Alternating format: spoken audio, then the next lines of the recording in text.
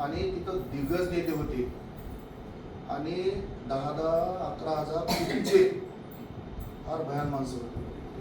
पण नम्रता त्यांच्यामध्ये किती होती आणि नीतिमत्ता किती होती आम्ही काल पाहिलं.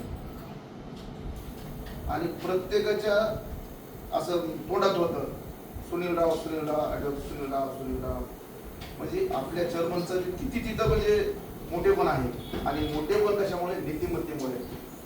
आणि आधार साहेबांचा स्वभाव हा मी बऱ्याच दिवसांना मी पोहायला बरोबर असतो.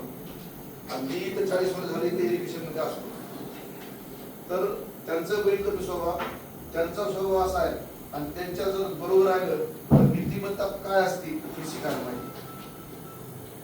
आणि म्हणून काही लोक म्हणले की हैदराबाद इंडिया बँक वगैरे आहे ना, इंडिया बँक सुद्धा असं काम पाहिजे. ते करत नाहीत म्हणून आपल्याला करावं लागतंय. आपण त्याचे ग्राहक म्हणजे मालकच आहेत, परंतु ते काम करत नाहीत. ते कारण ते परराज्यातून लोक काही आलेले असतात. आपला सर्वसाधारण माणूस सुद्धा तिथं जाता घाबरतो. आपल्या इथं सर्वसाधारण माणूस आला तर त्याचा आदर तिथे करतात. साहेब म्हटले तर इथं कर्मचारी कसे वागवतील, कशी शिकवणे. खरंच मी म्हणतो दुसरा चर्म असं करूच शकत नाही. आणि आधार साहेबांपासून जोड्याला माणूस कधीच जाऊ शकत नाही. तुम्हाला मित्र सांगतो, नागेबाबा मच्छीचे कडव काळे आज कितीतरी संस्था आहे त्यांच्याकडे. आम्ही जेवण झालं साहेबांना तिथं गेलो, पुढं पुढच्या होती आम्हाला ओळख नव्हती. पुढं बाबा कोणतरी माणूस पुढच्या असं प्रमाणे बरं पुढच्या पुढे उचलणार असं माणूस.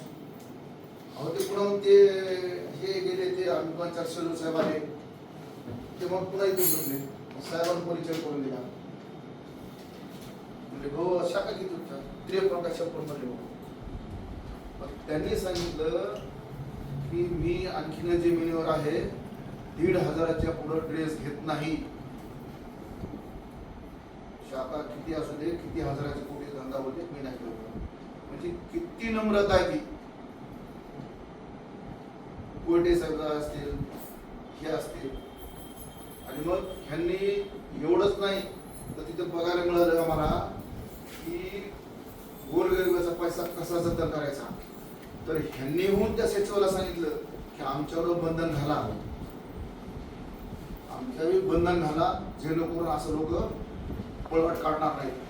म्हणजे सचिवाला कोण म्हणतं असं समजा आम्हाला सुटत द्या म्हणजे काही नाही.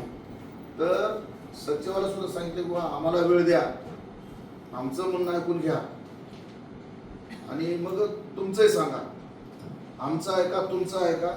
आणि फार म्हणजे महाराष्ट्रातला म्हणजे भारताचे केंद्रीय ह्याच्यातले सचिव आलेले होते. फार मोठा क्षण होता. तर आम्ही तर बघून आमचं खरंच म्हणजे एवढं समाधान झालं की आम्ही कुठं गेलो काय गेलो. बाबा म्हणले आपण आलो शिर्डीला, बाबा म्हणलं आपण शिर्डी जरी आलो तर साईबाबाच्या भूमीत आलो म्हणजे पावन झालोत म्हणलं आपण तिथं जावं असं काही नाही. तर चांगला क्षण होता. एवढं बोलून थांबतो.